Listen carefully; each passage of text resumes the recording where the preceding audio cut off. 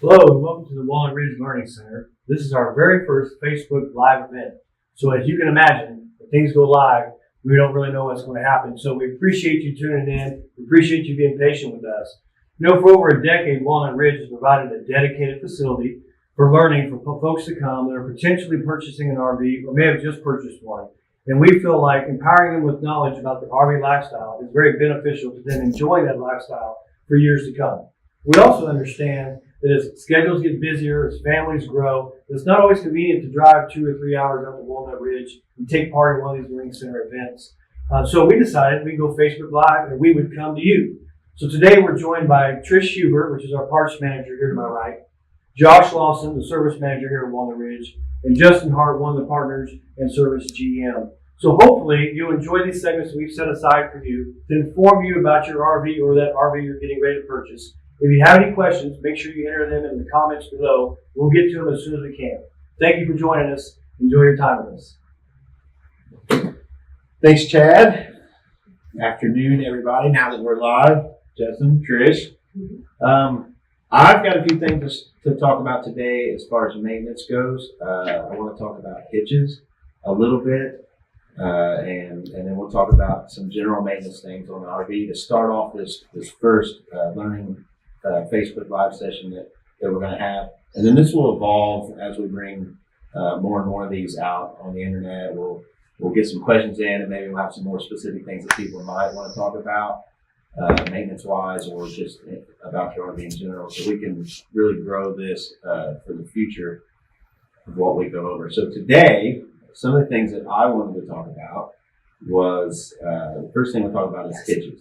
There's a couple different types of hitches that we sell here, and it's going to be dependent on if you own a travel trailer or fifth wheel, if you're looking to buy one or the other. So some things that you should know about them. First one that we'll talk about is the weight distribution. I don't know if we can see it in the shop, but we have weight distribution hitch right over here. We sell the Equalizer and the E2. We think that's the best brand on the market. They win awards and get voted the best brand year after year, and there's good reason why. It's a very good product. But what I want to talk about is the importance of having that. So if you're going to buy a travel trailer, you're going to need a weight distribution system to help take some of that stress off of your truck. So a couple of things you need to know about which weight distribution is going to be right for you. And that's going to be, for one, the GVWR of your trailer, so gross vehicle weight rating. And so whatever trailer you're looking at, or if you already have one, that's going to be on the VIN tag on the side of the trailer. It's going to tell you the gross weight of that trailer. That's what that trailer can weigh if it's fully loaded with all of the maximum cargo that you're allowed to put into it, plus all of your water tanks full and your LP tank full. That is the number that we need to go off of to base what hitch and what weight distribution system is going to be right for you. The next thing you need to make sure of is your truck tow capacity matches the ability to pull that weight of the tread that you have. And so that's a couple of key things you want to look at. First off, obviously we'll be more than happy to help you locate those and get the right system set up. But once you have that weight distribution, there's some things that we should talk about as far as maintenance goes on the weight distribution. A lot of people think hitch stuff is really not anything you have to do, and that is not the case. There's simple things that you have to do, and it's just lubrication. That's the major thing you need to do with the hitch, keeping it clean and lubricating the hitch. And Trish brought some goodies with us, and Equalizer actually has their own lubrication. And so here we have it, high performance lubricant for the Equalizer swaying weight distribution system. Basically, this is going to go on the ball. Anywhere there's a friction point, except for, I'll step out real quick, except for right under here where the arms are, where they go on the brackets. You're not going to lubricate this part because then you're going to kind of reduce some of your sway controllability out of that. But we're going to have it on the ball, and then we're going to have it inside the sleeves that your bar goes in. And if you have the E2 with the round bar that goes up, that's where you're going to lubricate in there. And that's your two main places. The rest of it's going to be a matter of keeping it clean.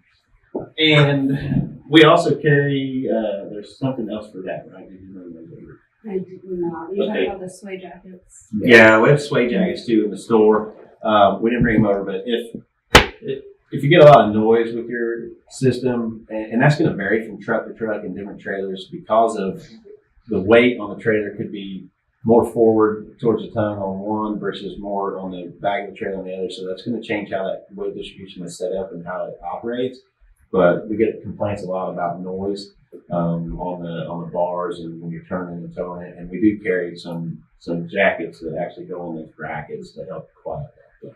It's the cracking and stuff like that. A lot of people complain about the crack and popping. That's the biggest thing that people complain about. And if you've never pulled a trailer before and you have that happen the first time, it's probably going to freak you out a little bit because you think something's breaking. We get it a lot when people come in and say, there's something wrong with the suspension of my trailer. I'm hearing all kinds of noise.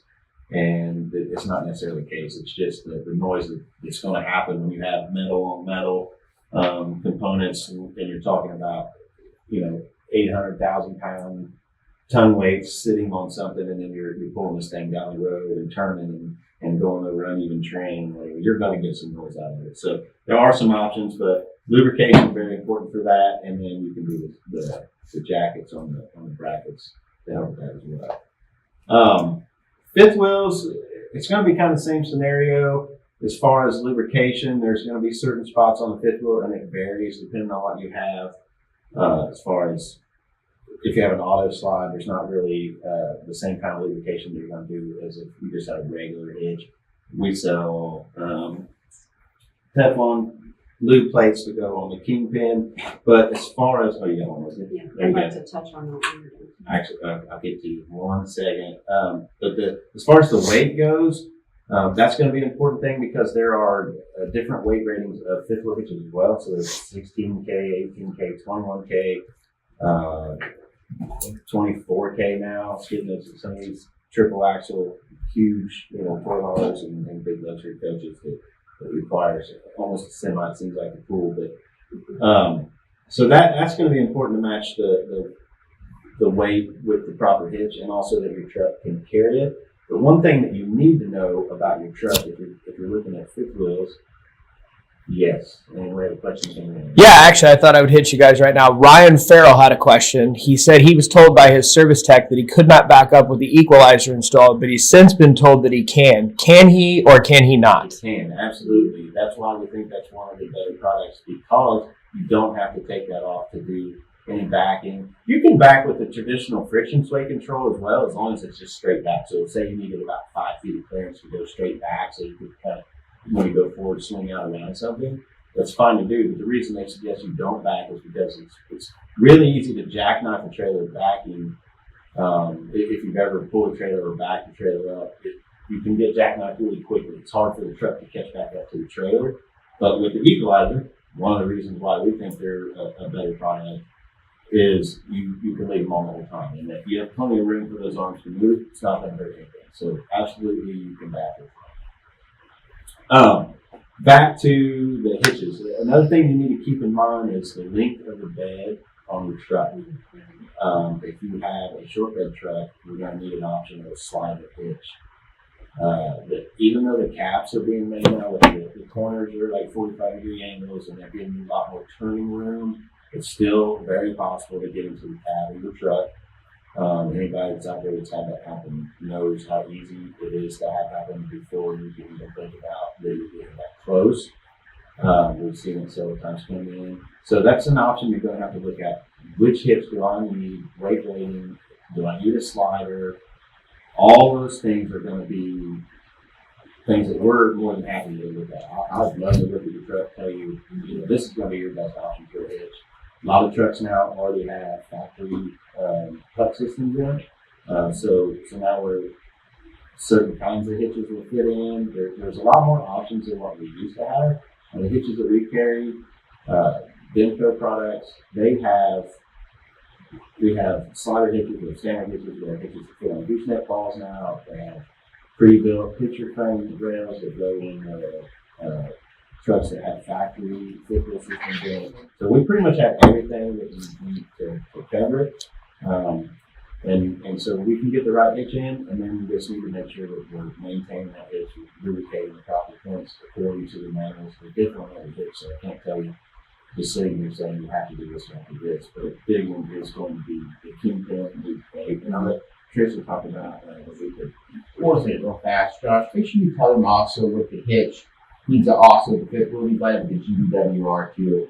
A lot of people think they already have a pre-existing fifth wheel hitch. They want to trade in to get a bigger camper, and sometimes They have to upgrade. So you already have a 16K and get a bigger trim, you need to go to a 21K, which actually there's systems for that too. But sometimes, depending on the hitch you have, we can just maybe add on some an upgrade kit to make it a heavier hitch. Yeah, definitely want to make sure. And if you have an older hitch, you're going to want to check that out and make sure everything's still good on the hitch. Make sure that it is the right weight rating for the trailer you're looking at. That way you don't get down the road and find out the whole road, on the side of the somewhere. not fun at all. No. Good question, Craig.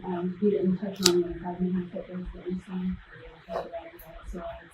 Yeah, That's that's. options. You have a lot less options when you have 5.5 foot. Do you have a lot less options if you have a truck with the, I don't even know what they call them, cabs on them nowadays. You have mega cabs and extended cabs and crew cab, whatever. If you have one that's basically almost all cab and very little bed, which you have to do 5.5 foot bed, you're very limited on your options for hitches there, and those are going to be the most important ones that you know what kind of truck you have in the size of the bed, because that's not a hitch that we typically always keep either. So if you're looking to buy something that's usually in order for us to make sure we have that hitch in, and it's about different install, it's typically a auto slide only. Inputs and all of them are 18K or 55. And Jimco offers a 13K, 4x offers a 12K. And you can also look at changing your kingpin to a sidewinder kingpin and doing a little bit of things. That's what we've been doing a lot of, is changing the kingpins to the sidewinders. So we don't have to. We have regular standard bed, fifth wheel hitch in the bed of your truck. We put a sidewinder on. You get more turning radius. And you don't have to worry about it moving backwards or anything like that for you automatically. So it makes it a little easier for you as a customer to operate. Actually, auto slide, you wouldn't use it. But it's Yeah, you didn't mention it, sorry, too. So on the wayplate, obviously very important. They used to come in white, it's still come in white, but we stock it black. There's two different sizes for this. Your standard kingpin, which is it's very obvious if you have an upgraded kingpin. The upgraded kingpin boxes, they need for a larger wayplate. You don't want to get a 12-inch and have a standard kingpin because it'll hang off. Those break rather frequently. So it was just one little detail to make sure that you get the right one. They usually last quite some time, so if you have the right size on there, it's going to last you a long time. That keep in mind to have grease all over your kingpin. Yes. So if you are one of the people that takes your hitch out of your truck often, because you use your truck, that's going to save you. Another thing on trucks that we want to talk about, and this kind of ties more into the trailer side of it, though, is your tires. You want to make sure on the vehicle that you're towing with that you have good tires, that you check the air pressure in your tires before you tow, and make sure they're not worn down, no tread. You don't want to blow out on the tow vehicle on the side of the road, and you don't want to blow out on the trailer. So it's going to be just as important to check the air pressure on the trailer tires every trip. I mean, this should be pre-trip for you before you leave. Air pressure should be checked, and make sure you have proper air pressure on it. Make sure you don't have any kind of unusual wear or anything going on it. Especially on the inside tire, you may not necessarily see standing outside. But anybody that's out there that's ever experienced a blowout on the interstate, for one, not fun to be sitting on the side of the interstate. So yesterday at about 5-6 and you definitely don't want to be around this area because it was also pouring rain. And then that was the day before the recording when we were going to labor, check your local distance. But then it's also going to cause a lot of damage on the trailer when you have a blowout, and then you're going to have a bigger bill. And so one thing that you can look at to help with that is we sell tire binders. So it's another thing that Trish can talk about for tire pressure monitoring system on your trailer. And Trish, with that, make sure you tell them the importance of why today the new law that you're talking to me about, making sure they understand the importance of it. Not everybody quite realizes that the automotive industry passed a regulation that any vehicle manufactured in 2008 or later is required to have a tire pressure monitoring system installed in the vehicle from the factory. So unfortunately, that regulation doesn't carry over into the trailer industry. So what this guy will actually do is it's a very simple install. Our marketing guy, Dan, did a review on it. You're of course welcome to look back at that video on the install, but it's very simple, battery operated. And this one here actually has the monitor that you have in your vehicle. There's several options. You can get one that just shows up on your later edition iPhone and Samsung type phones, smart videos. So there's several different options, and it's a safety thing, guys. When you're driving down the road and you have a low fire in your car tells you it. And this is going to tell you if you have an issue with your trailer car. It's going to tell you if there is an imminent risk of having to blow out your tire so that you can get to a safe place. Pull over and try to inspect the tire, see what's happened. Josh touched on how much damage a blowout can truly do. It's always going to destroy the J wrap on your trailer. It's going to cause problems to rip out the actual underneath part, such as the underbelly material. If it's a metal-sided unit, that damage can go up into the metal. It's just all a very big expense. It's partially or quite a lot avoidable. So, this is just one of those things. It's a safety feature. Not everybody gets a lot of vacation, and I can tell you, I'm not going to feel really good about my vacation if I'm headed out in Florida, and I'm off on the side of the interstate to just, Well, plus in your confidence with making sure it's gone. You have one blowout and put the spare on. Now you don't have to spare. Unless you get somebody then you get that replaced while you're out on the road. But now the rest of your trip, if I haven't on the way to house, it's going to be, we don't want to go there. It's going to be on the line. And all you need to do is really just make sure you check your oil pressure. It's an easy way to do it is to put this on and it's going to break it for you. And you can buy kits that would be the trailer, and you can buy the extra things or kits that already have in it to put on the cover with it as well. If you don't want to See, our whole goal with this to tell everybody is make sure you enjoy your vacations. Make sure you enjoy making memories with your family. They're not good memories when you're along the side of the highway and something's broken down from tire being blown or something like that. So it's so important, that you actually enjoy yourself, and this right there will help you prevent that time when you're on vacation. Something happens, you can be ahead of it, way above it, the curve before something happens. So it's so important we do that. Let you guys know about that. Mm-hmm. So, as important as towing the RV safely and maintaining all that stuff is also being able to stop it. You need to be able to stop, 13,000 pounds behind you. What's the average? Probably looking at Cougar, fifth wheel. Your dry weight is typically around that 11,000 pound mark, 11,500 before you put any weights in it. So unloaded, 11,000 pounds behind you, you want to be able to stop. So maintaining brakes and your bearings and checking the suspension part is going to be a very crucial part. For us here, it's probably the number one maintenance thing that we push on people is bearings and inspecting the brakes and checking all the suspension parts while we're in there doing that. I've seen trailers come in with bearings that dropped up. I've seen pictures that customers have sent us where they're on the side of the road with a wheel that broke off because of the bearing. And then I've seen trailers come in where brake parts, and we actually have a video out, I think I'll probably link on our website, where brake parts fell out of a hub that we took off. Here's a hub that totally just separated because no one ever inspected. They never had their bearings packed or anything like that. It's quite hard to see on the camera, but it's very discolored. You can tell it got very hot. And so then this failed. And I've never seen a hub. This is the only one that kept it. It's broke like this completely around. And the brakes were in pieces inside there. The bearings were shot on it, which had also destroyed the spindle, which basically it brings it back. You have to replace the whole axle. So bearings every 6,000 miles or once a year.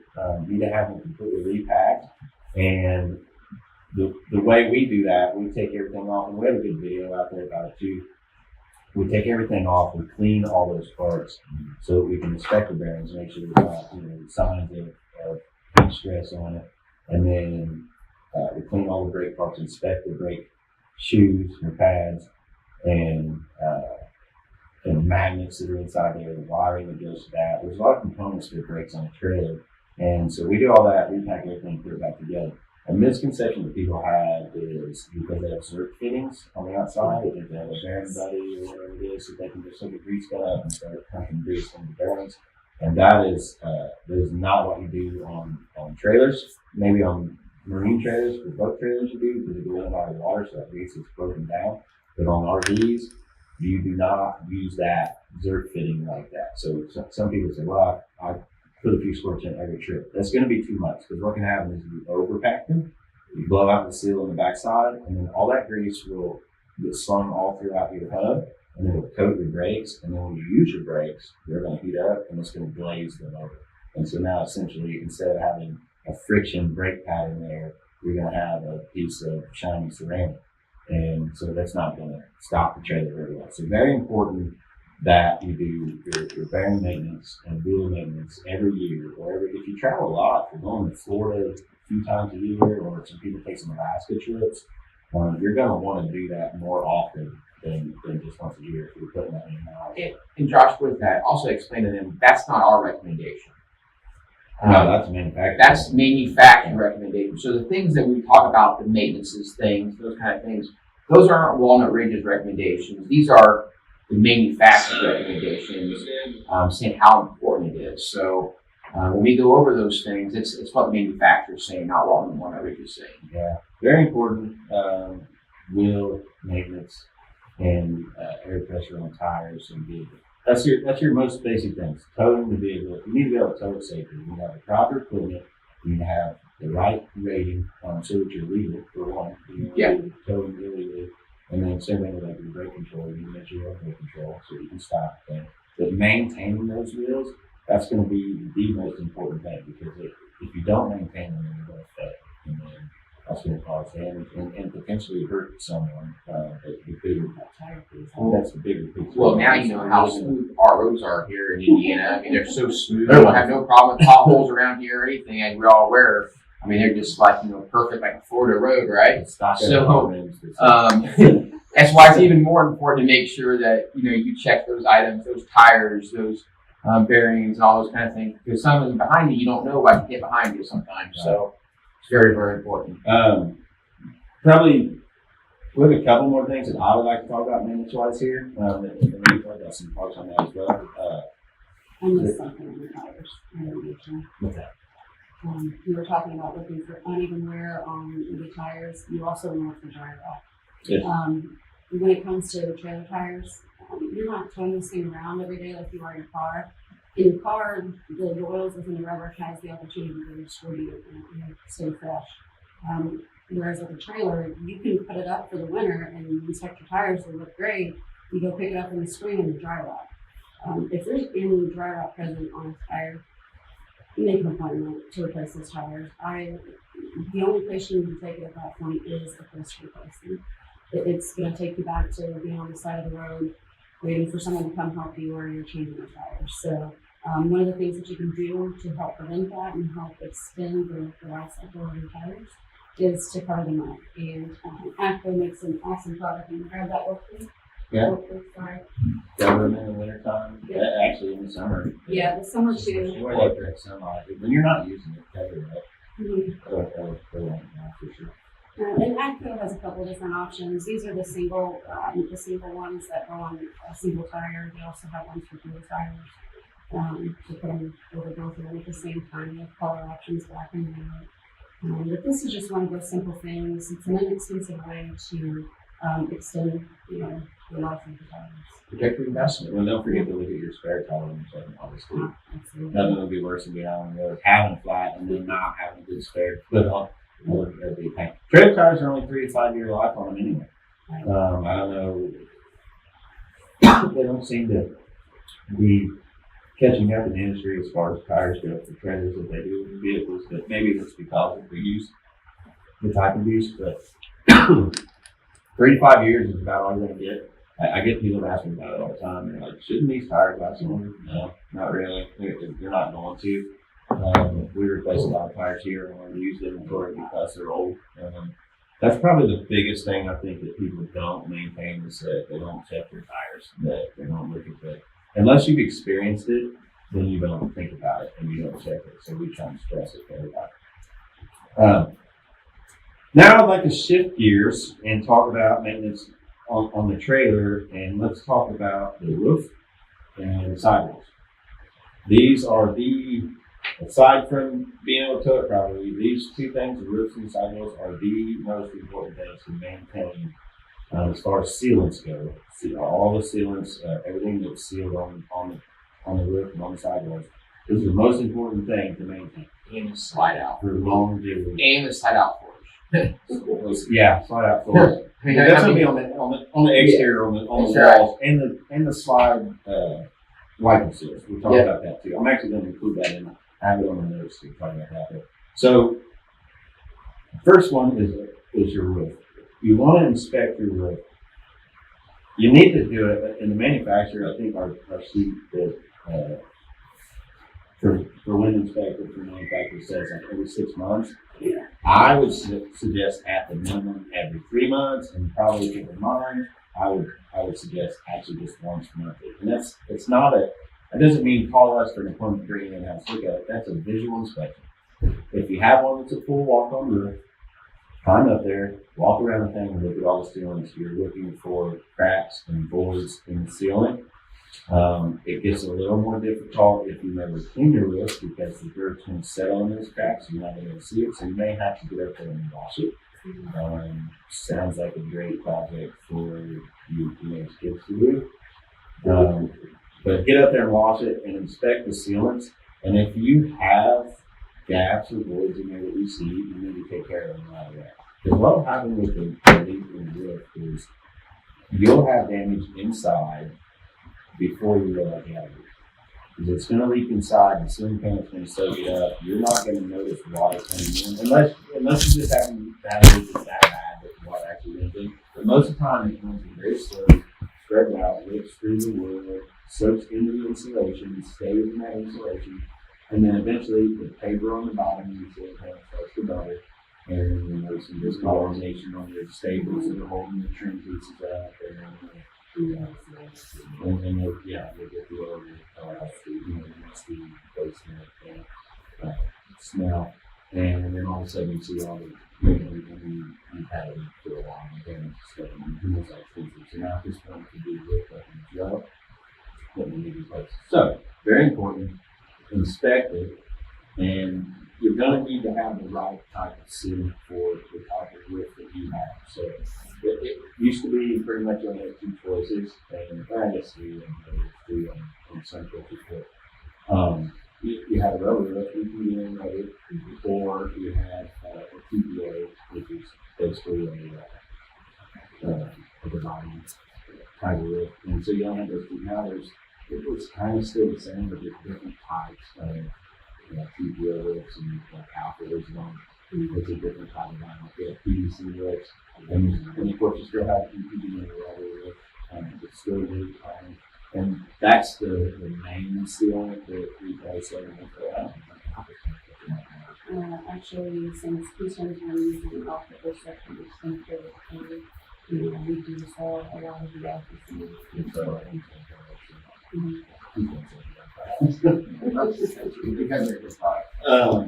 So what do you have in front of you? The 2 that I have for today, these are the 2 most common. You mentioned EPDM, which is EPDM rubber. That's the dipole pad. You put the side post, you can see it. This guy's kind of been around for a while. The gold head, I think everybody knows. How looks like the Walnut guy? That's some resemblance on there. And then Alpha, which is the TPO roof that Keystone primarily using on all the products at this point. There's 2 different versions of each one of these. There's flat sealant, which that is the sealant that you're going to find in the flat portion of the roof. And you see the roads like he's speaking about, what our technicians are doing for that is basically, you know, you kind of liberal with this sealant, it's going to kind of level itself down into the mix and things to seal that off. They actually get chemically bomb over the top of the old stuff. You don't need to scrape the old stuff off. You just go, make sure you clean the area. You go right over that, the crack and do it, and it will chemically bond with the old stuff. And then, of course, it still settles as it's supposed to. So it's actually, it's not like silicone. You put silicone on top of silicone, you wouldn't see that new layer of silicone and let it smooth on through it. This is a good idea. So we do have an awful roof and the dipole roof is extremely important. They're actually rather long onto now in there to use the dipole. If you have an awful roof, you use dipole, and if you go to warranty, if you have, you know, vice versa. You can split it out your PVC roof without putting that cement in the water, but it's still out there. That is a whole other sin that, you know, you need to be aware of. A lot of customers come in and they're asking us, how do I maintain this, or what do I do? You know, and our first question is what roof do you have? And a lot of customers don't know, so it is fine to be more than happy to help you determine what you do have so that you can get the proper standard. If you're looking to buy, that's great. If you want to warm it up, that's usually the kind of things we want right on the ass. So that when you do, like, if you buy the much, you do a walkthrough, we show you how to do it, and as you walk through the store, so you try to tell you why you use it, which ones you do, which ones are better, which ones, you know, there's all kinds of things. We are going to meet the service department, but these are the questions we want to know about them. And I keep saying, about what kind of this totally has, so we can get it practical. And of course, you know, we want you folks to get the longevity out of your trailer, so it's important to maintain that double roof or TPO, you know, whichever it is. We spoke about cleaning it, and for one, it's going to be very slippery out there when you do this process, and be very careful. But the DPPN, the one that we recommend provide is actually it's a one-part system now. It does a great job, and we're doing that work here. And if you decide to do this type of stuff at home, you need to be very aware of where this cleaner is going in your trailer. If it runs on the sidewalls of your trailer, you need to rinse that off kind of right away because it can soak into your decals, and it's going to leave a shadow on there, and it'll be, you know, it just won't look very nice. So, my opinion, it actually goes on the TPO or the EPDM, so it's a lot simpler to do these days versus the two-part system that was, you know, what was done years ago. We had a customer had noticed that on the roof, on the ceiling fan, on the cabin inside, decided, you know, they obviously have small leaks in there, so they were able to get sealed. And we go up and take the time and refix the big ceiling and we find that there was finish. And so that's why it's also important. You never know, you drive and you snag a tree line just the right way and get some holes in the roof. And then you have a leak and it could even be on the way home after temperature. So you don't think that you can't go there, deep in the water and doing everything like that. And you don't have anything. And then you go home, you snag a tree line and grab a candle and go to the home, six it, you know, maybe more than nothing for it, quick and like now, you know, where we're at, rain. And so it could be sitting there leaking. So it's important to get up there and check that roof and be still when it is necessary. Same thing with the sidewalls.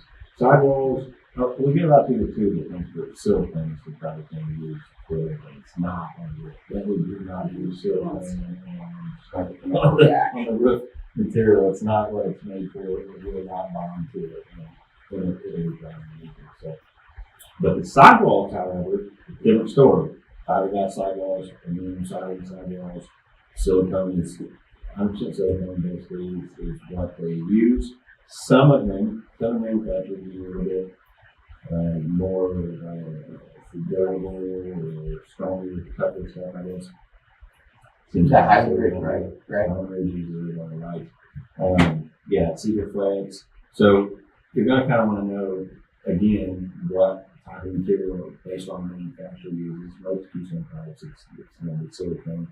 But you're same thing. Visually walk around the thing, look at it, look around the windows, the compartment doors, the stove unit, your water hookup, your access door, corner trims. That's really important. Corner trims, probably where most of the leaks that we find that do damage to the walls start with the corner trim.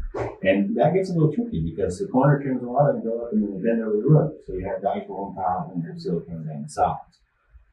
So you have to reseal that. So when you find a spot, it's going to be just as important to clean that as well. So I guess cleaning here probably is going to be a major maintenance thing too that we need to stress. But then you're just going to reseal over those spots, and that's going to help it last a long time. So very important, check your sidewalls, and then the seals as well. I'm touching on the slide outs. Same thing. You want to check the condition of the wiper seals that go around the slide out, and make sure they're not torn. You don't want to allow water to come in and get on the floor or the slide out floor and start rotting that out. So you don't have a lot of maintenance to do on slide outs now as far as lubrication goes, unless you have the old style push ram and the two arms underneath. Then there's some lube that you do on those moving parts underneath at the gears, which is going to be this one.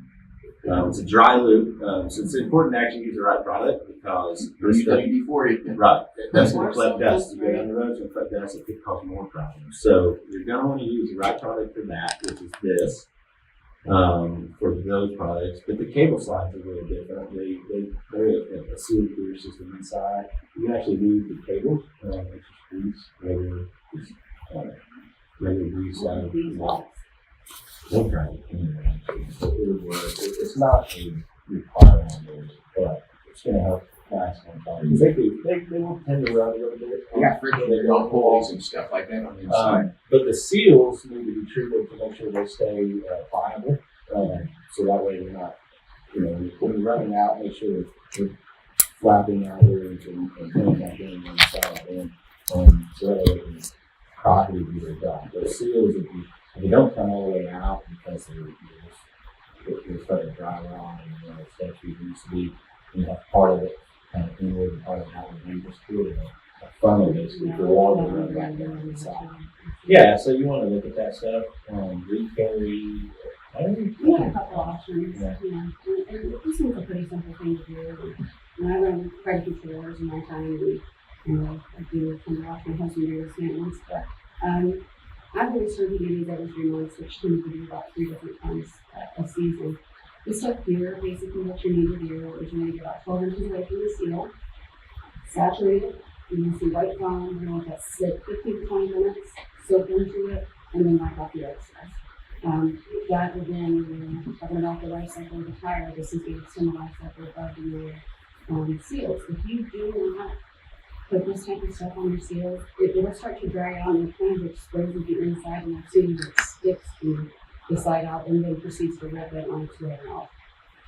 Slide out seals, they're probably very costly. But they're having to replace something. Some of them, you've got to take the slide out to be able to do that. So. And then look at your rim too. I think it's 55, 54, we do that. We have enough time to go over a couple of things. One more thing, Yeah. real fast. With the slide out, it talks about the sealants and stuff like that.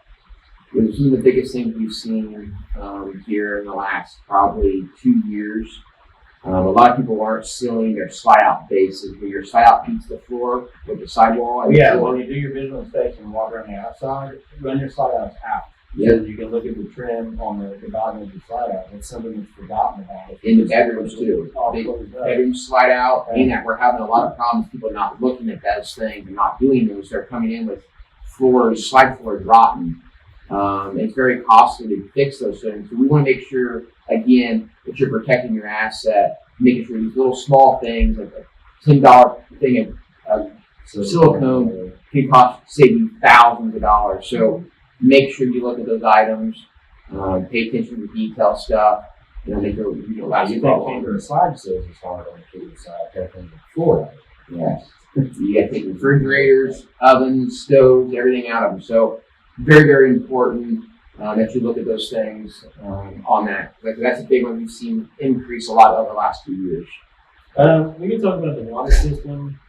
Maintaining it, important to winterizing, de-winterizing. I think we're going to make a video for that, probably put on the website. Easier. But part of that water system that I think that we should talk about maintenance-wise, there's two parts. And if you look at the next one, I see the second part. I have holding tanks. We want to talk about maintaining the holding tanks. So the waste part of the water system. But I also want to talk about maintaining the fresh lines. Not only winterizing is important to keep them from busting, but really clean it out periodically.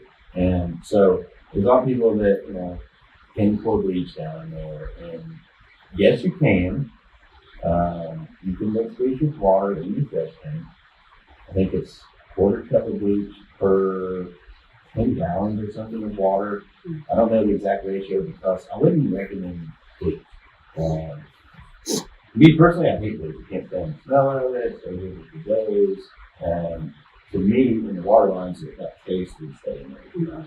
So I would suggest using Spring Fresh, which is made for it. But that you got to mix in your fresh tank. It's not bleach based, but it's going to clean and sanitize the lines. It actually smells really good too. But when you rinse it all out, it leaves natural bleach in every things. So this is the stuff you're going to want to use to do that. If you don't use your camper daily, you're not flushing those lines out. If you're a weekend camper, or maybe a couple weekends a month, so you have 2-3 weeks sometimes between trips, that water's just sitting in the lines and sitting in the water. Do you recommend them draining those low point drains, Josh, at that time in the water heater? After you use it, empty the water heater, open the low point drains, let the gravity release down and just kind of drain all that out. You go ahead and open faucets for the air pressure to release it out of there. But I would suggest these probably once a year. Okay. And Spring Fresh is probably because they can do this in the spring. So before payment season, get this done because you leave the stuff sitting in the lines for now. So you want to clean that out and then flush it out. We offer that job too. If you want to do it with us, you can buy us. But I would suggest doing that and then making sure your water is so good. And then the next thing is a big one is holding tanks. And there's a lot of these are the things we're talking about, the worst things that people don't want to do on payments and problems. And holding tanks would be good. If you've ever had a clogged holding tank or that thing, or had a problem with it not getting inside where it's the wrong or nobody wants to do any of that stuff. Fix things. We don't even like doing it, but we have to. Come in and have us do it and we can work out. But so you need to make sure you're using proper chemicals. Which is a given. I think a lot of people know that, and we talk about that, and we've always talk about it. So you need to use the proper toilet paper. We talk about that a lot. You can't get Charmin. Most household toilet paper, if you're on a septic system, you don't really know this much about it. If you're on like a city sewer, Charmin, most of that household toilet paper is made out of cotton. So it doesn't completely break down in liquid. Our retail paper is not so it will break down completely to liquid and get out of it. So it's not going to call the tanks and stuff on the sensors for these false duties. So you want to make sure you're using that, but there's more than just chemicals and toilet paper in the tanks. There's actually, you have to use enough water. When you're flushing, people want to conserve it because, if you're cleaning for a week, you don't want to have to go to the next day. If you don't have a tote tank to empty it every now and then take up there, you're trying to conserve how much water you use. That actually can be a bad thing as far as the holding tanks go, because you're not going to get, for one, the chemical's not going to have enough water mixed with it to do its job with the solids and the filter stuff that goes inside of it.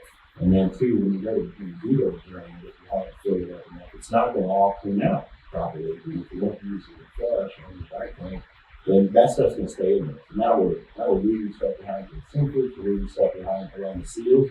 So people that say, hey, my valve's leaking, it won't close all the way, it's leaking through, so you go take the cap off and you get that nice handful of surprise. from that seal slowly leaking, and then that's when oil would come out, and you're mad, people are right behind you, and leave. Right. This makes for a bad end of the trip, right? Use enough water that the chemical does its job, and then also, like, I don't know if this stuff, does it have stuff in the treat facility right now? No, this one is not. Delta, which is the maker of this, they offer a different product to treat the valves at the facility, which will. Something else. If you want to use some of that stuff too, because these are the things, and these would be the worst things to do with from the chemical as far as having problems with. And it's all because, you kind of consider water happens to that. If anywhere you're going to spend your money on products to take campers, make sure it's this. Yeah. Also, one other thing we mentioned about this, there's a perception out there that when you hook the septic tank, you can leave your tanks open all the time. Mm-hmm. And they're full hookup. And they're full hooked up, seasonal slot. Well, that's a problem because a lot of people do that. And what happens is they leave it open all the time, your black tank, and just solids build up in there. And there's no water. All the water is draining out, hot out weather, essentially solid in there like concrete. What you do on a black tank, you need to make sure you keep your dump valve closed until it gets about halfway full or at the end of the weekend or whatever. Then pull it. Before you put it, right, you dress water in there. Yeah, but what I'm trying to say is the main thing is making sure that we don't leave it just open all the time because we have replaced numerous tanks because people are hooked up to septic. They think, or dumps, or to their permanent spot, and they think it's okay to just, leave it open. It's not because all fluids are draining out, but all the solids are still staying in there. So you want to make sure that you have the gravity, enough water in there, like Josh was talking about, to make sure that stuff flows out of there. So don't leave it open. Keep it closed. Get halfway full, whatever, put some more water in it, and then open the valve and let it flush out. Also, you don't want smells coming back in to the tanks as well from the septic system. And that's something that we get asked in the parts here a lot is how to control these odors. And, Josh brought up a good point with the water. It'll stack. It'll sit there and pile up.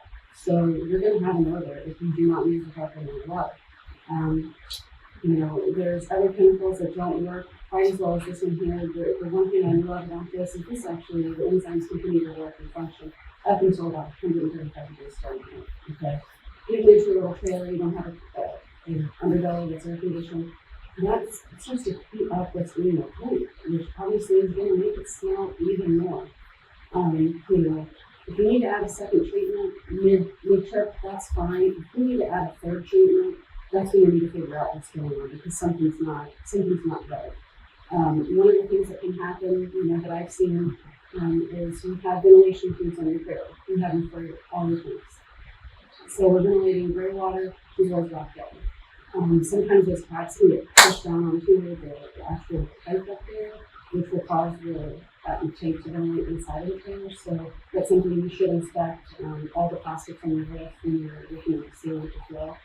To make sure that it's not ventilating in the trailer. Plus, we make this is actually something that's really new. It's called a siphon.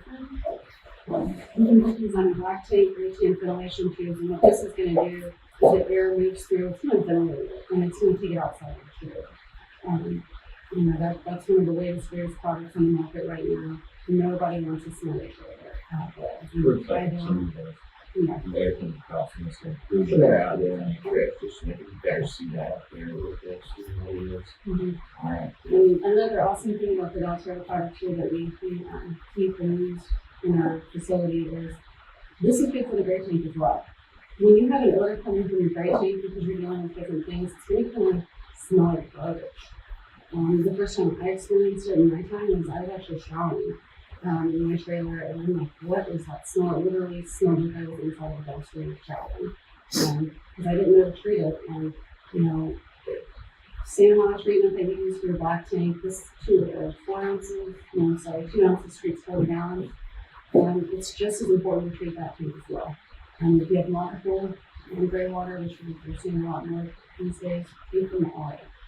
You have dirt and oil on your skin, go down there, but what you think about food,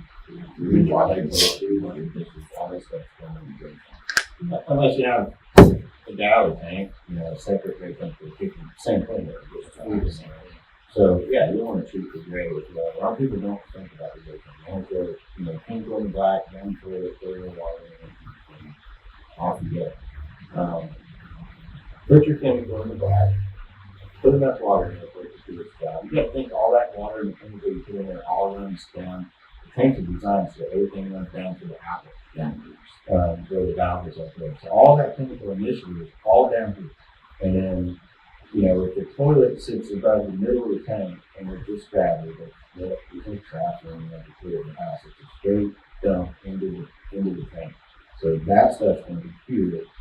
If you have enough liquid to push it down, to build that down where your chemical is, you're building up on the bottom of it. That's what you need to do. So it's important using the water and the plastic chemicals.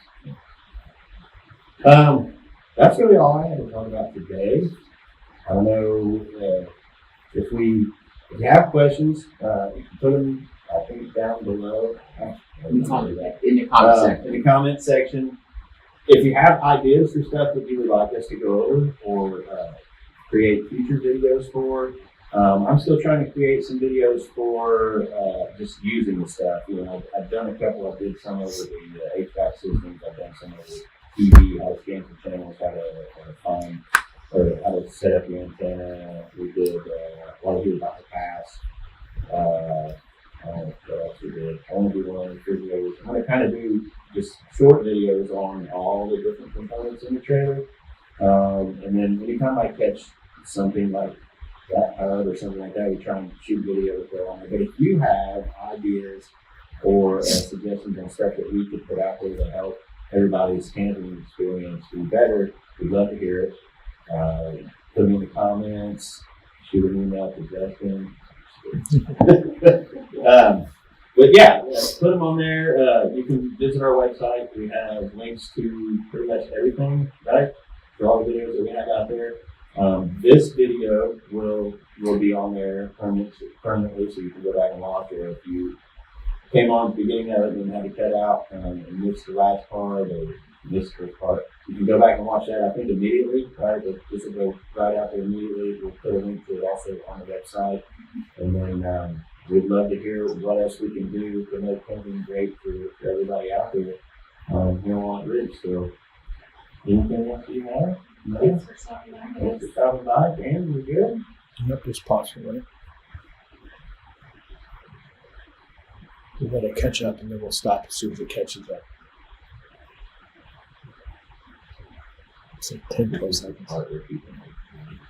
Yeah, don't make faces. Yeah. Let's get it fixed.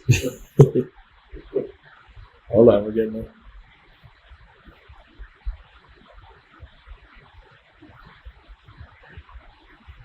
And we have ended. Great job. That was awesome.